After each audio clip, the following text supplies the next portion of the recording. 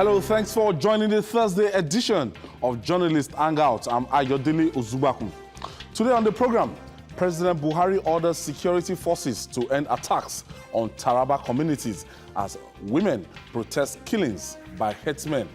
Court tells Governor El-Rufai he cannot license preachers as Kogi Governor Yahaya Bello suffers fresh setback in court. And later on the show, herdsmen release abducted son of former health minister Dayo Adewale. I'll be hanging out with Babajide Kolade Otitoju, Mojid Jamiu, and Shola Ojewusi. So if you are ready, let the hangout start now. Taraba State in Nigeria's northeast has been in the eye of the storm lately, owing to ethnic clashes. More than a dozen villagers reportedly killed when suspected herdsmen militia invaded some villages in Ado-Kola, local government area of the state. But this time, the presidency has reacted to the mayhem. According to the statement by presidential spokesman Garba Shehu, President Muhammadu Buhari has condemned the attacks on the people of Kona and ordered security forces to end the violence immediately and decisively. This was after hundreds of women in Kona took to the streets of Jalingo State, Jalingo, the state capital, to protest the killing of suspected herdsmen. Let's give you the story.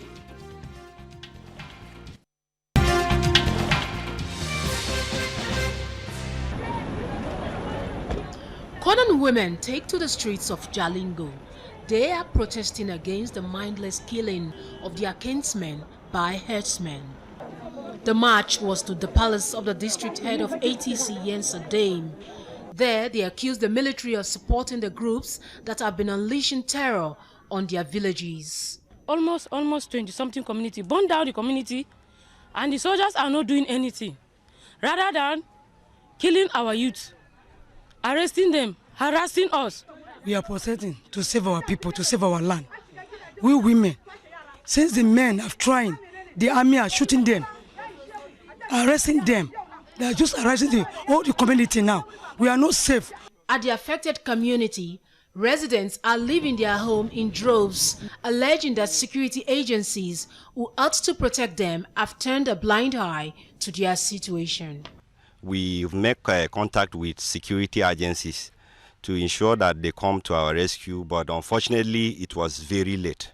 They came at a late hour. The first people that came were policemen, so they decided to go back. The next group that came is army. But security agencies insist that their actions have only been patriotic. Together with other security agencies, we are on ground and the tension is down already. We are going to sustain the deployment we have done to ensure that there is peace before we stand down our people. Residents of Jalingo say if the situation is not handled properly, it could spread to other parts of the state. The security agency needs to be proactive. It is disturbing that the IDPs are claiming to be molested. My advice to the security agencies is that they should protect all innocent citizens. Kodan farming communities have been the focus of armed attacks by herders, with at least 60 people killed in the past 1 month. The villages are being deserted, with many indigents fleeing to take refuge in camps for internally displaced persons. So, since the beginning of this week, we've had one security story or the other, in our lineup, and we are now beaming a searchlight Taraba State, another one of the other troubled states. So, what is going on in Jalingo now? No, just outside Jalingo. That's where those communities are located, and you can actually hear gunshots from Jalingo because those communities are not far away.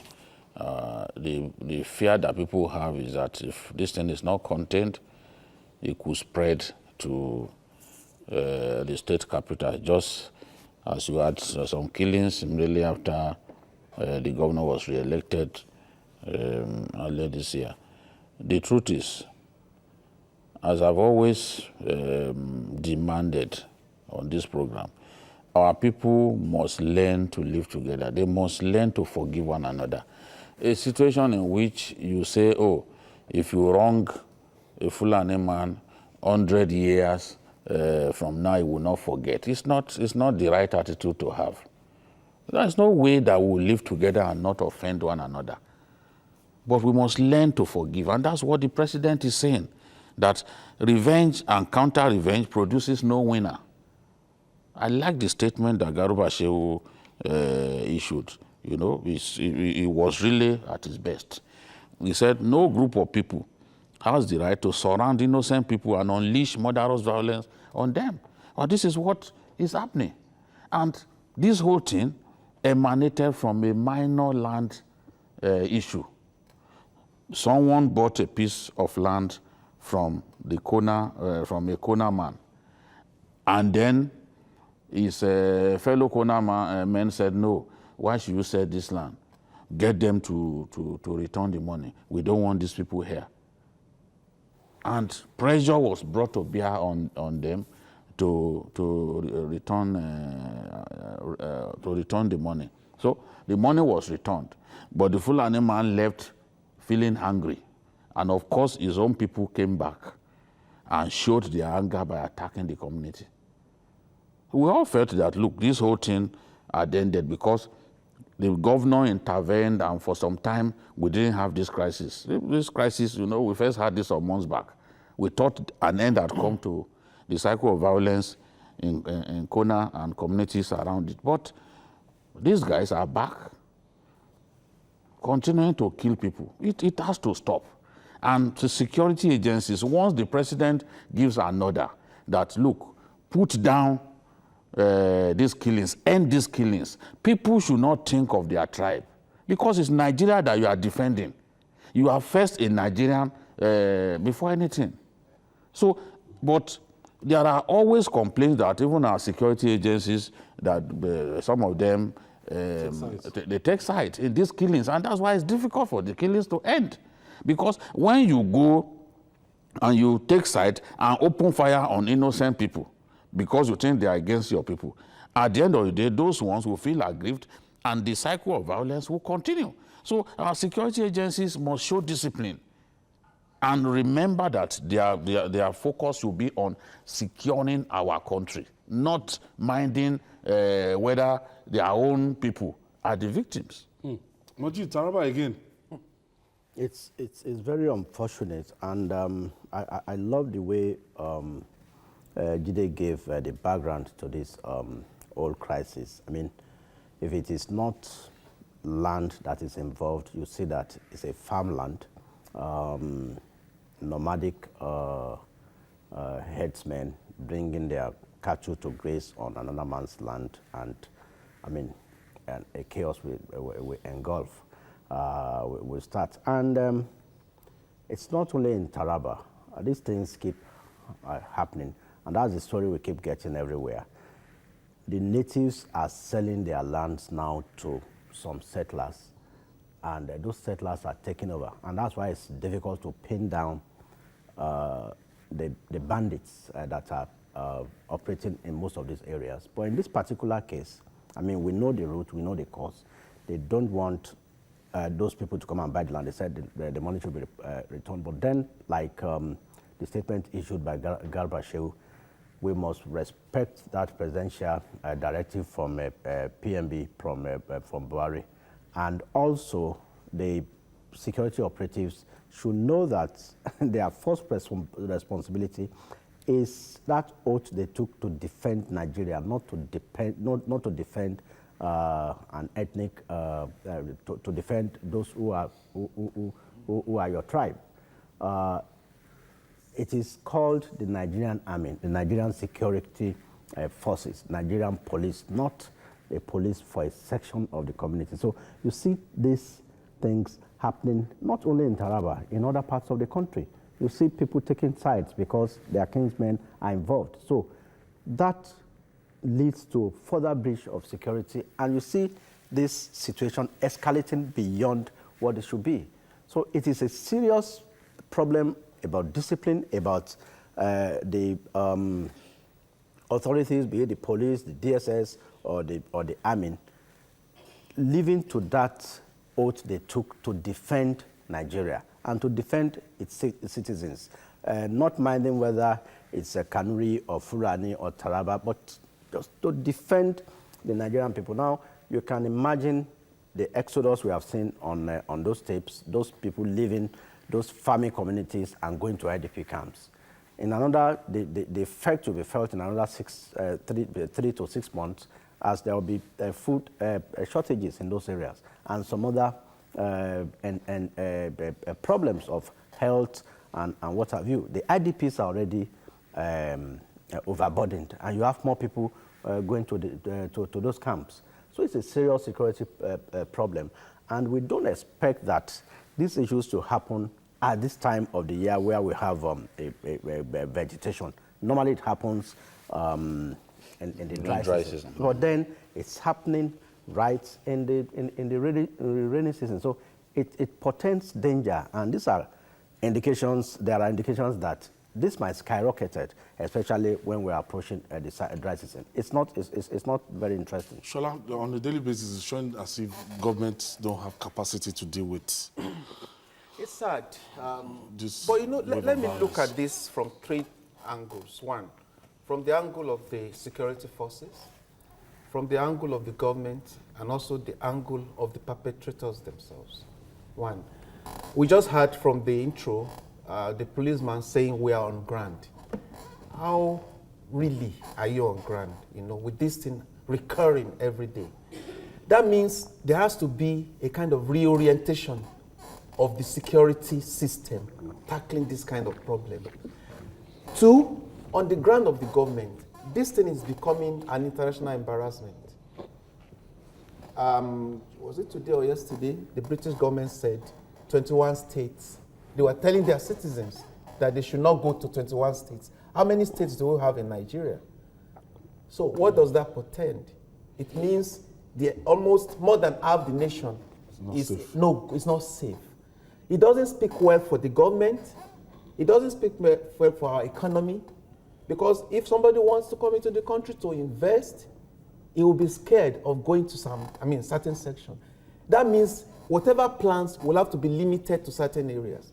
That's not the kind of thing I believe the president would love to hear.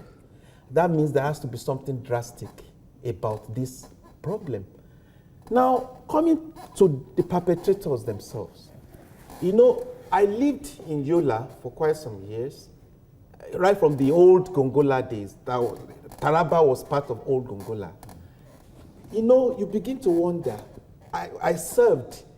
I used to go into the homes. My principal then was a Fulani man. You know, the kind of love. You know, when you begin to see things like this, you begin to wonder, was that not the same old Gongola, Adamawa, Taraba that we used to have? I did some research into there is what they call Pulaku code. That's like in Yoruba, we say Omoluabi. The Fulani have this code of coexistence under the Pulaku, like their law of living, that you have to show love, no matter what, to strangers, to those who are not of your own community. That's the kind of thing that used to guide the way a Fulani man lived his life in those days. If you find a stranger, take care of the stranger. When you have to deal with a stranger, make sure that justice prevails. But in dealing with the people they cohabit with, is the Polaco code being employed? Why will you have to kill somebody who admitted you? I'm not saying Fulani alone, because it takes 2 to tango. But you have to appreciate the hard fact that it's becoming a recurring decimal. Everybody is Fulani. It's giving that particular community a very bad name. That means you have to go back to the drawing board. What is it that's making our people become so notorious about the way they deal with other people? Even though in Taraba of those days, if you're talking of skirmishes or maybe ethnic problems, it's always not, the kind of escalation it has now. So it means the president, the buck stops on his table, is concerned. It's obvious. But whether he likes it or not, the impression many people are having today is that because these people feel because the president is Fulani and is ruling, then they can do whatever they like because a kind of impunity. But it has to be, you have to go deep and get these people reorientated about the fact that whether we like it or not, and the president of Nigeria, I belong to Yoruba, Igbo, Hausa, everybody, just like I belong to the Fulani. Because that's not going to give this presidency a very good name. Jide, do you agree with this funny assertion that some people feel because the president is a Fulani man, and so that he's not pulling his weight to bring down the full wrath of the law against these people? What I just said is not from the side of the president. People feel the people who are of Fulani ethnic origin, who are perpetrating whatever is being done, maybe kidnapping and all those security problems, feel because they have somebody at the top. So they feel, I'm not saying it's the case, but when something gets to a level that people begin to have that kind of feeling, and it's not going to all go well, even for the sake of for the name of the president, that's what I'm trying to bring forward. I disagree that the fact that the president is Fulani has led to a spike in criminal activities by the Fulani. You see, people must remember that even this banditry that we are talking about in Zamfara, because if we are talking about the capital of crime, Zamfara is probably the Nigerian capital of crime today in terms of the frequency of bloodletting. And it has always been there. And the killers have always been Fulani. Their victims too have always been Fulani. That is the fact. The truth is, if the security agencies would do their work diligently, because the president has not told anybody not to do his job. He has not told anybody. Maybe the Fulanis were running riots, running rampant, killing people in Benue the other day. Do you still hear about Fulanis taking over people's land and killing people in Benue? No. Because the full weight of the law of the armed forces was brought to bear upon them. The Air Force was involved with its justice dispensing MI-35. And they kicked them out of the place. So if it was done in Benue, why can't we replicate it in many other areas where some people are constituting a danger to the rest of us? So once the president gives an instruction, let the security agencies do what he has told them to do. Because I remember, and I've praised the man repeatedly, even before many Nigerians got to know him. That's the former police commissioner in Katsina, who was later sent to Kano. Because he was disarming any Fulani man that he saw with AK-47. He was disarming them. And I saw the pictures. And I praised him. Before he was moved to Kano, I praised him that this is the way that the job should be done. And he himself is one of them. But he didn't think, let me this person is from my religion or this person is from my area. He did the job as the president directed. So if our armed forces will be patriotic, all they need to do, maybe the president has spoken. Abi? He said, crush these people. They should go ahead and do the job. Get the job done. And let the judiciary too, once they bring these cases before you, dispense justice. And let us see justice served on the undesirable elements who are making Nigeria such a hellish country. So this is the thing. I don't think that the president, where the president comes from, should be an issue. For God's sake, we are in a modern age. These killings are showing to the rest of the world that Nigeria is a beastly country, that this is not a country that people should visit. And they should actually put our leaders to shame. But Buhari cannot by himself come down and be arresting criminal elements in the town. He has given you the mandate. If you cannot do it, then you should be ashamed of yourself. That is the thing. And he must begin to punish police commissioners, DPOs who are found wanting. If violence riot is held in your area and you're unable to put it down, you must be shown the door. Because if you do, because by themselves they will not resign. It is an anathema in our country. So they must be punished for inability to do it. And then where they crush militants or other disciple elements as they were crushed in Benue, the president must not just congratulate them publicly, he must also reward them. Once we begin to do this, all this nonsense will stop. Still to come, court tells Governor Nasiru El-Rufai that it cannot license preachers as Kogi Governor Yahaya Bello suffers a fresh setback in court. We'll be right back after this time out. Welcome back. A tale of two governors in Nigeria's north.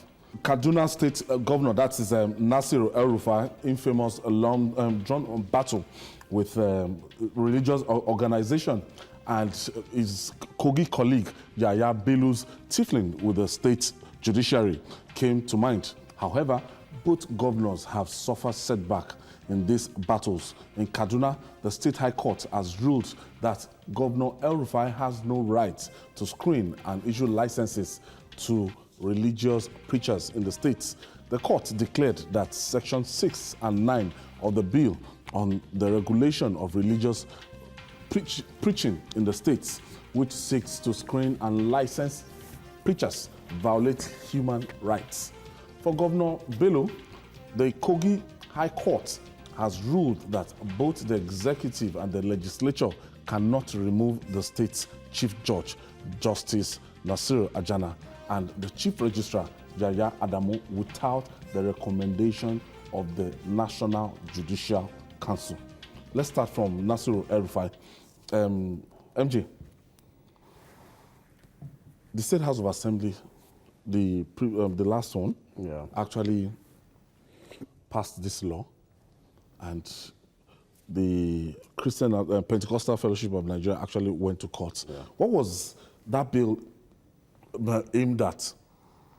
Yes, I think El-Rufai saw that there were crises as a result of this. Kaduna is a very unique northern state where you have the southern Kaduna, Zaria type, where we have predominantly Christians, and other parts of the state where you have Muslims. So unlike in some other northern states where you have a dominant Muslim population, Kaduna is different. And that's why you have in Kaduna, you have a Muslim governor and a Christian deputy. But for El-Rufai's second term, it changed that and is running with a Muslim ticket, which fortunately or unfortunately so, he won. But then it went further by going with that law, which he got the House of Assembly to pass. But I think I love the courage of the PFN, Pentecostal Fellowship of Nigeria. Of course, you see, there is freedom of religion in Nigeria. Nigeria is secular. It's a secular state. I mean, you can operate Sharia law as it's been operated in some northern states. But, and even up to Kwara, you have Sharia law operating, but then you cannot take a Christian before a Sharia law. He or she can, a Sharia court, he or she can decline. In the same way, I don't see where it's written in the Constitution of the Federal Republic of Nigeria that you need a pass or a license before you can start preaching. Although there are some excesses by some of these religious organizations, both Muslims and Christians, in terms of how they preach and stuff like that. But we have, in Lagos State, for example, there is Lasema. If you have a church or a mosque that is disturbing you, you can go and report to noise pollution. For noise pollution, you can go and report, and they'll bring the full weight of the law on that church or mosque. But not that before you can embark on preaching, you need to come and even the NBC, you can't do a live, the NBC will not allow you to do a live broadcast of a preaching program, either on radio or television, except with express permission or approval by the NBC. So there are these checks and balances on what can go for a broadcast so for El-Rufai to get the assembly to do that, and I think this the PFN went to court and they got a judgment against it. But I learned that the state will still appeal that judgment. But then, as it is, it's a case of 1-1. Julie, from what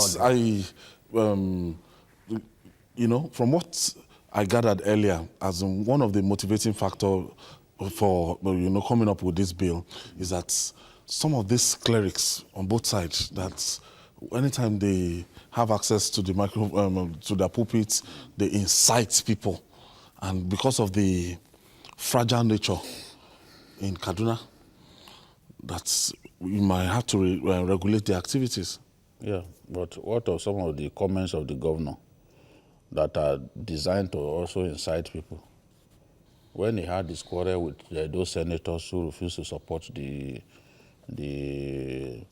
attempt of the state governor to take a loan, was he not inciting people against those senators? Go back and check what he was saying. He was inciting people against those senators, literally telling the people to take off arms against those senators. Well, that is not really the issue. El-Rufai may try to preach what he does not practice. But the truth is, the constitution of the country is supreme. Where a law by any state contravenes the letters of the constitution, of course, the constitution will take preeminence. They can come up with any law that they want. Because even at the time when the House passed that bill into law, it was being challenged. They didn't wait to see an end to the challenge. They just quickly passed the bill. And immediately, because El-Rufai knew that if the thing was passed into law while he was chasing a second term, it could work against him. Those preachers would go to church and tell people not to vote for him. He waited until he was re-elected. As soon as he was re-elected, then he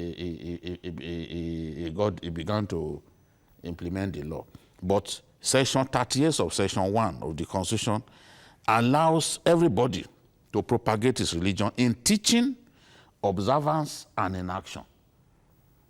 I don't know whether some of these our governors don't bother to even read the content of the Constitution, because they take actions that if the rest of us feel embarrassed about, because you should know what is sustainable, the actions that you can take that you won't be embarrassed when you get to court. So in this case, the judge is saying that Section 6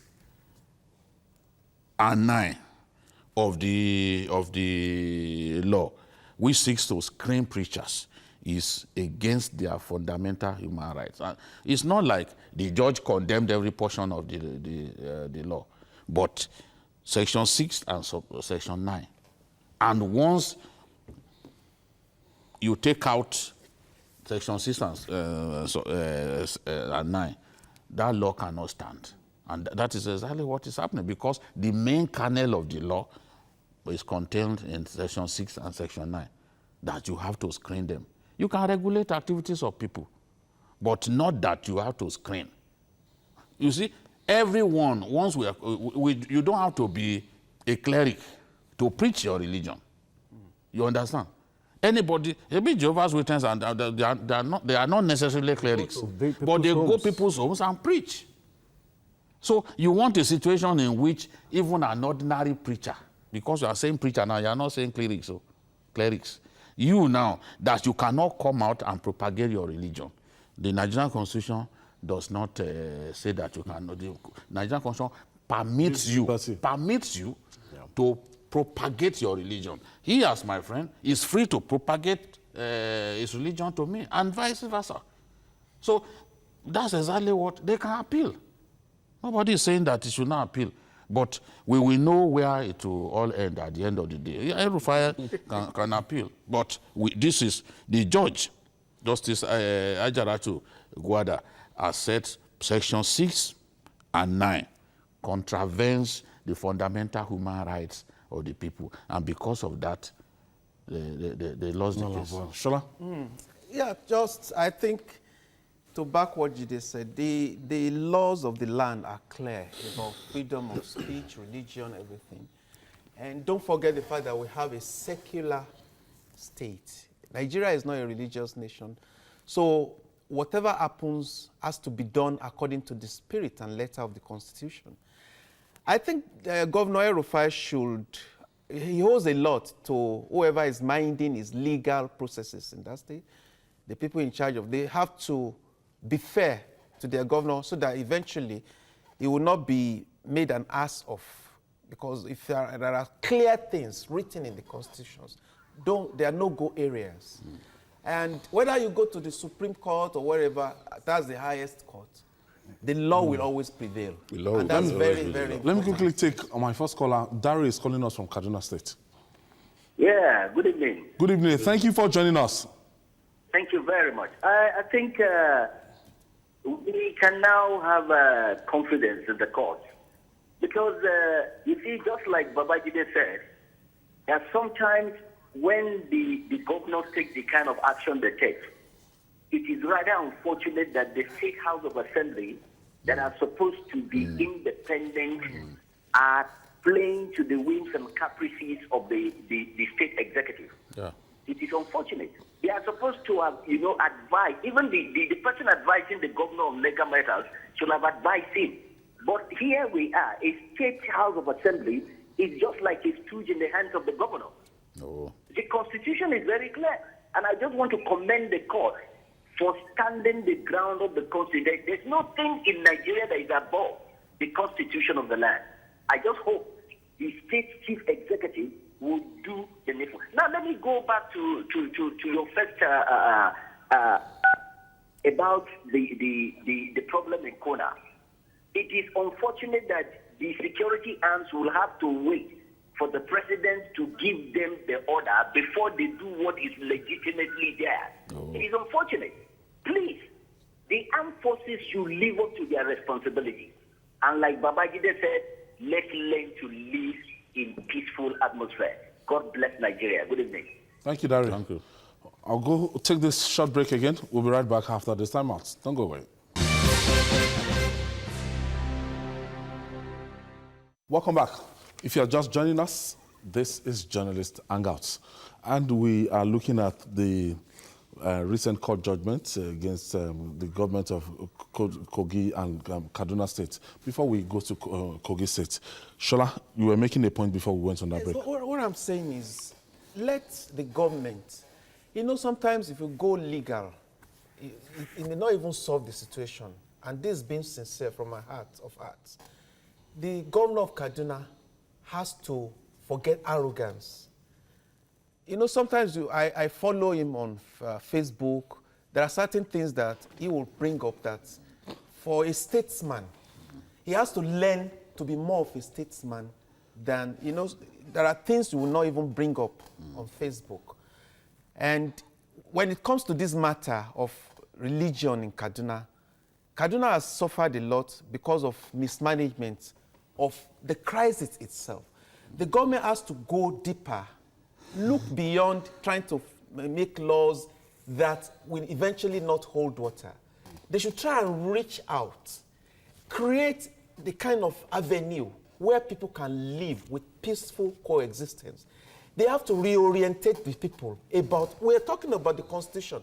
They need to understand the Constitution itself before you begin to implement particular or go towards particular legal trends. Let the people understand that this is a nation that has no official religion.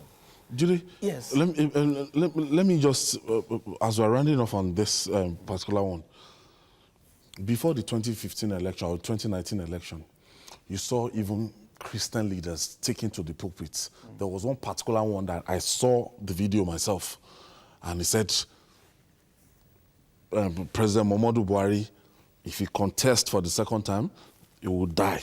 He will not win, and he will die. I saw the church, as in big church, and the man was saying it, and today... With a huge congregation. Congregation. And today, President Muhammadu Buhari is alive, hail, and Ati is the president. They can file charges against him. The solution is not to license preachers. And even if you license preachers, you license them after he has taken the license. What is the guarantee that he will not go out and preach hate? So that is not... yes, a lot of these people misbehave. I've seen worse things. In Kano, I've seen preachers urging people to go and kill Christians. In 1995, Muhammadu Buhari, the preacher who caused the riot in June 1995 in Kano, he said, he called them unbelievers. Said, go ahead and kill them. So this is not new. If someone says the president will die, he has no power over life and death. He's not God. Today, the president is not dead. But someone ordering his adherents to go out and kill, that person has done something worse than someone merely proclaiming or predicting that someone will die. No. So this is the thing. But the solution is not in licensing people.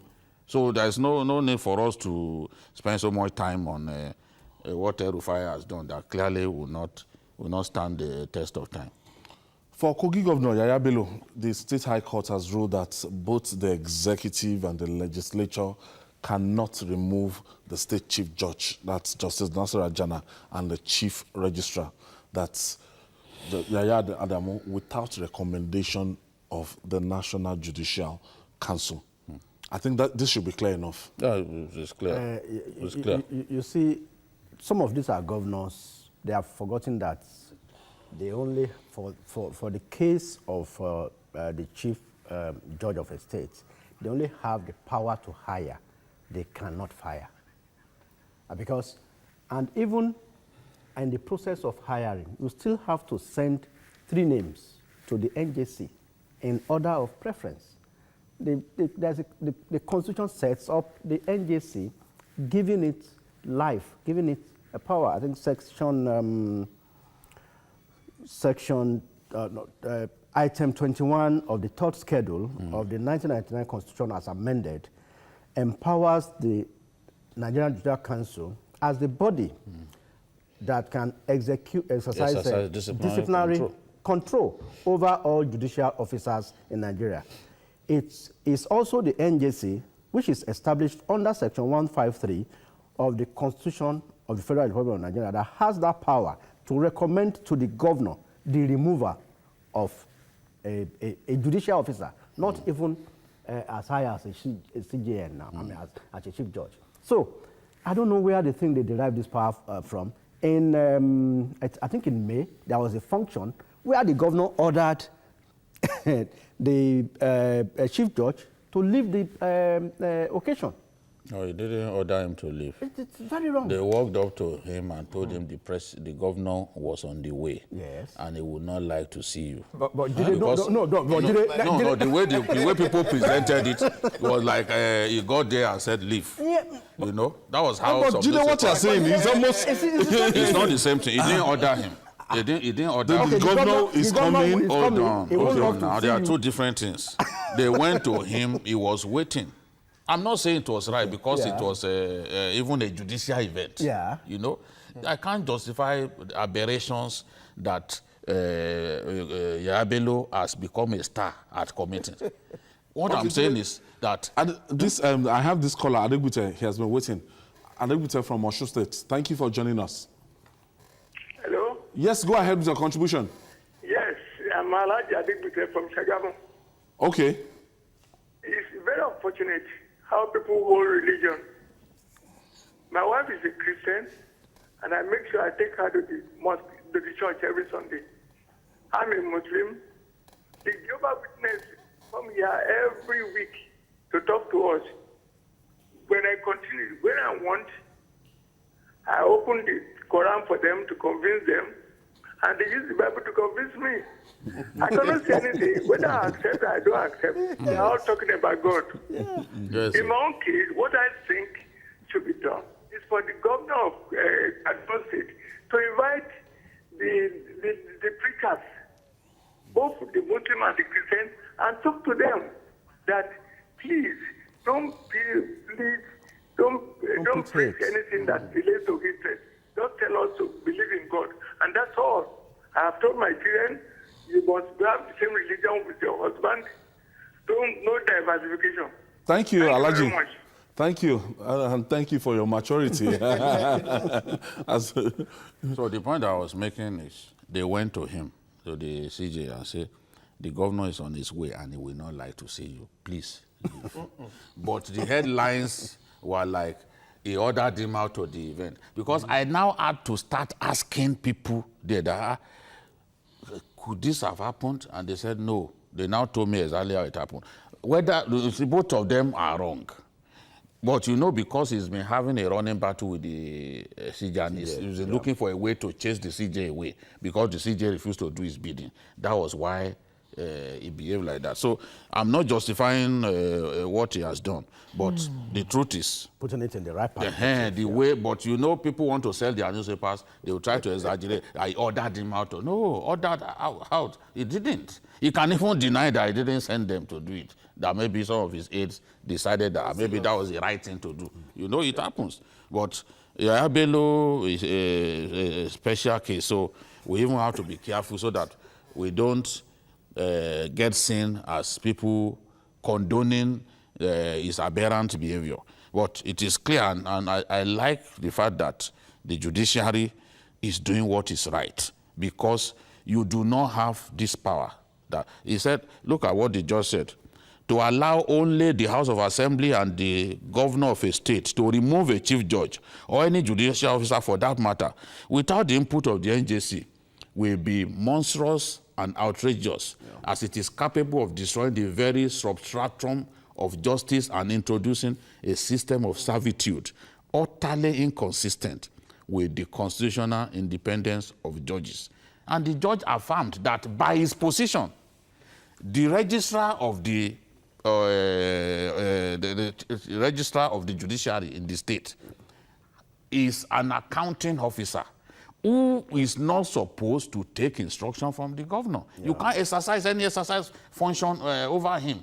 You can't bring of the governor or even the house. You can't bring him to the floor to answer any question. You don't have the power.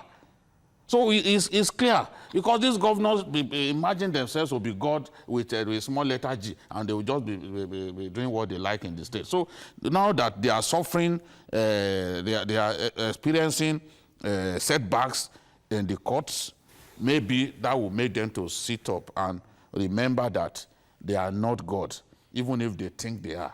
Yeah, I've been talking of reorientation. I think our governors or whoever is in that executive position should need to be reoriented, because it's becoming embarrassing. You know, the propensity for such, actions. Under a constitution, you are governor by the constitution, just like the judge is also a judge by the constitution, according to the whims. It's not the whims of the governor, the whims of the Constitution of the Federal Republic. Yeah. But I begin to wonder, November is around the corner.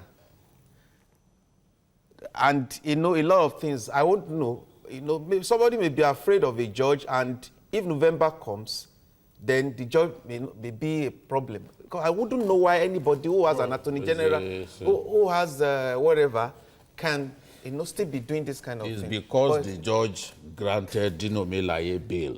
So that was the month that he granted Dino Melaye bail, was the month that he seized the subvention of the judiciary. Dino Melaye is also becoming a factor in November. So if anything happens, would this judge be my friend or whatever? But whatever happens, it's the Constitution that matters. And the governors, the earlier they learned about that, the better. Okay, we'll go on this break again. We'll be right back.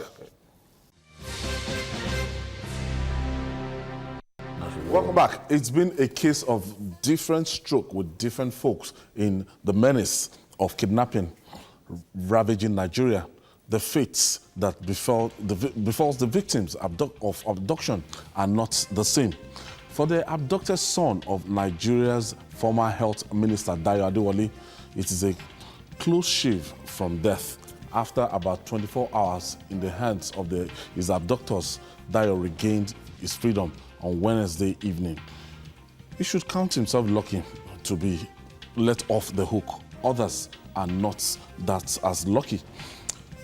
Babajide, yesterday when we were on the show and the information got in about, this minister and son, and we even spoke about, I think he was abducted in Oyo State in his farmland and everything. So now, was it a case of did they pay ransom, or our police were very, very... No, police had nothing to do with this.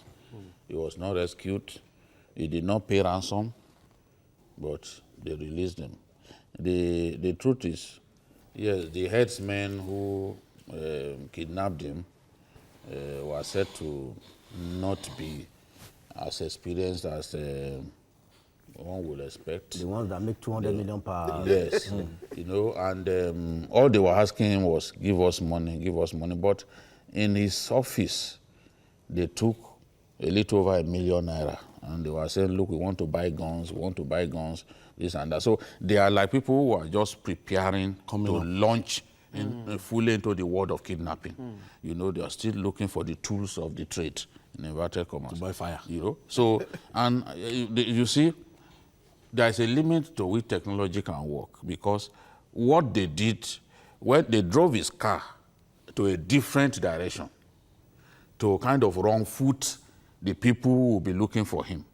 So the person who drove his car to that direction and left it there now moved to join them where they were.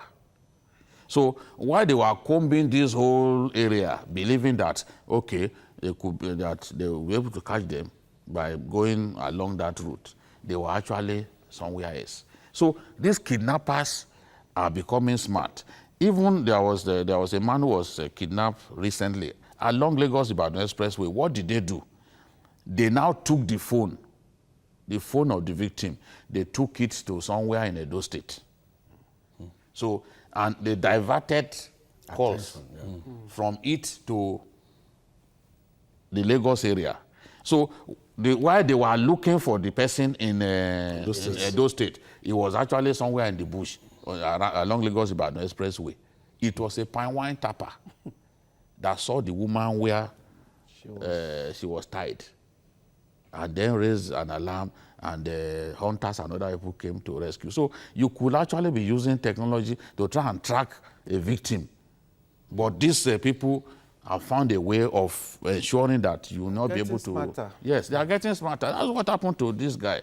I just pray that we'll be able to do something about this kidnapping thing, because it's becoming a very big problem, and the Southwest is becoming saturated with illegal aliens that everyone calls them Fulani, but I can tell you that a lot of them are not even Nigerians.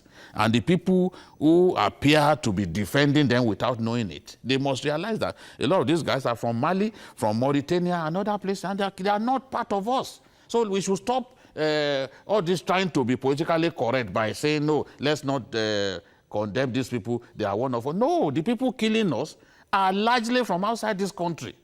And a lot of them who have been arrested by the police, they will even tell you how they got into Nigeria.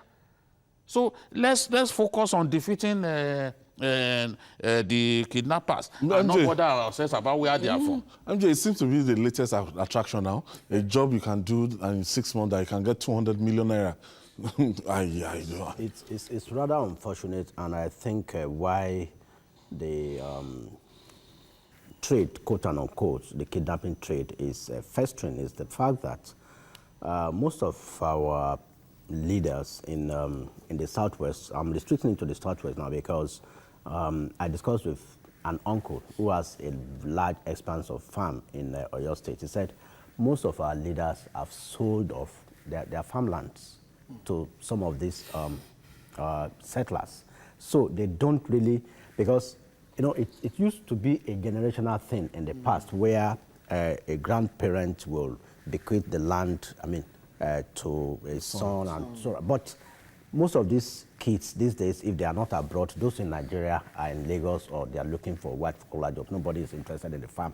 So, and the Agatus from Benue that we employ to come and work in these farms these days, they too are now also given. I heard of the story of a man who actually sold almost 10 hectares of land for a mere 30,000 naira.